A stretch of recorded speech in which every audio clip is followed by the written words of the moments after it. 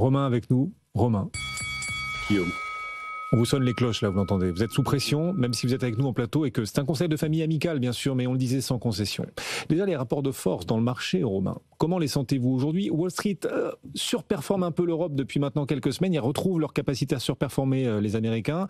L'Europe derrière, donc l'Eurostock 50 perd 0,6, le CAC aussi aujourd'hui. C'est quoi les rapports de force du jour? Alors, il y a effectivement les rapports globaux et pour l'instant, on peut dire qu'il n'y a pas beaucoup d'intérêt dans ce marché. On avait clôturé l'échéance du mois de juin et les premiers éléments nous indiquent, sur les marchés dérivés, donc d'options et de futurs, les premiers éléments indiquent que les opérateurs sont en retrait, toujours malgré le rebond conséquent qu'on a fait. C'est-à-dire que les grosses mains du marché ne sont pas rentrées et on n'a pas reconduit une grosse partie des positions ouvertes sur que ce soit autant les indices américains que les indices européens.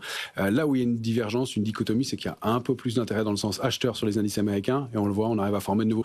Mais c'est vraiment à la marge et pour l'instant ce sont plutôt des mouvements techniques et c'est plutôt de la spéculation qui anime les cotations qu'autre chose. Il y a eu un petit contre-pied technique aussi lié au fait que le contexte est lourd depuis quelque temps, que toute la tension autour du détroit d'Ormuz et du conflit entre l'Iran et Israël a été identifiée par les opérateurs et le ouf de soulagement ponctuel d'hier est plus lié à un contre-pied technique aussi. Il y avait quelques vendeurs qui ont été contraints de se racheter par des arbitrages et des débordements de niveau technique. On n'a pas un momentum qui soit très fort pour l'instant. Mais on reste haussier sur les indices américains. On a passé des niveaux importants sur le S&P, notamment 5970 points. On a encore un peu de potentiel haussier. Tant qu'on est au-dessus de ce niveau et sur le Nasdaq, on forme un nouveau plus haut historique aussi. Ça reste un peu symbolique et pas très étayé. Alors ça on l'a touché le plus haut historique là sur le Nasdaq, Romain? Nasdaq 100. Nasdaq 100, ouais. D'accord. Je crois qu'on l'a débordé encore aujourd'hui. Okay. Symboliquement, donc ça tire dans ce sens-là.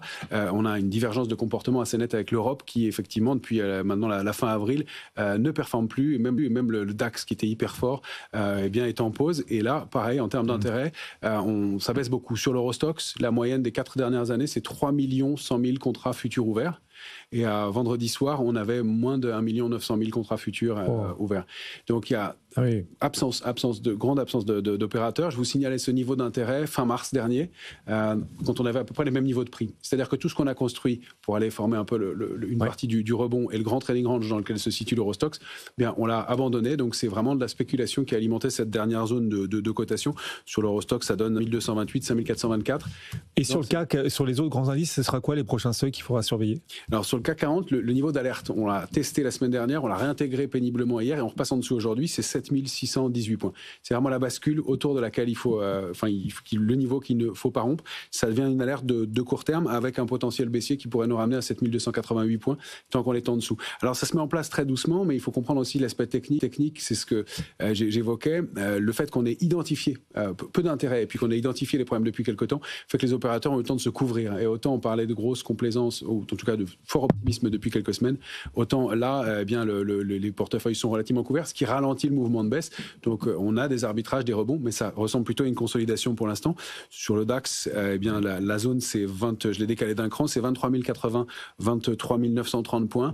Et on est plutôt dans cette zone de neutralité avec un petit biais baissier, même si on arrive à avoir des rebonds assez significatifs. Antoine.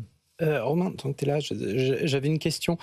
C'est vrai que depuis le début de la semaine, c'est une de nos thématiques, mais même depuis quelques semaines, c'est l'étonnant niveau des indices de volatilité qui sont très très bas. Par exemple, le VIX.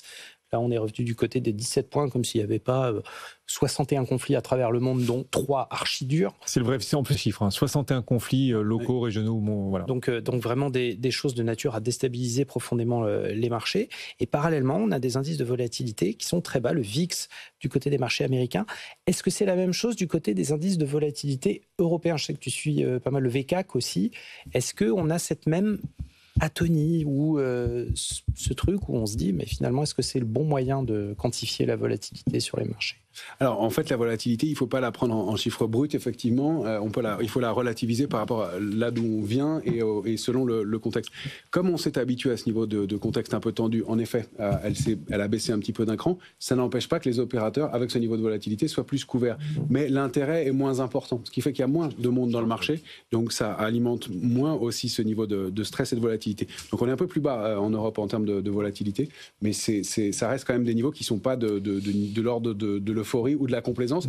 On est en zone de vigilance, on peut dire, sur la volatilité à ces niveaux-là. Donc, c'est plutôt compréhensible compte tenu du contexte, même si on pourrait escompter plus, bien entendu. Pour l'instant, le cessez-le-feu en Iran tient. Donald Trump s'est exprimé il y a quelques heures en mode un peu je fais un cadeau à la Chine. Il a dit il y a quelques heures, Donald Trump, à la Chine qu'elle pouvait continuer à se servir en pétrole iranien grâce à sa politique et à ce qu'il a fait là-bas, grâce à ce cessez-le-feu. Les Chinois peuvent continuer à se servir en pétrole iranien. Il a dit ça alors que quand même, parallèlement, il y a quand même des sanctions internationales qui visent à justement limiter les exports iraniens. Bon, voilà.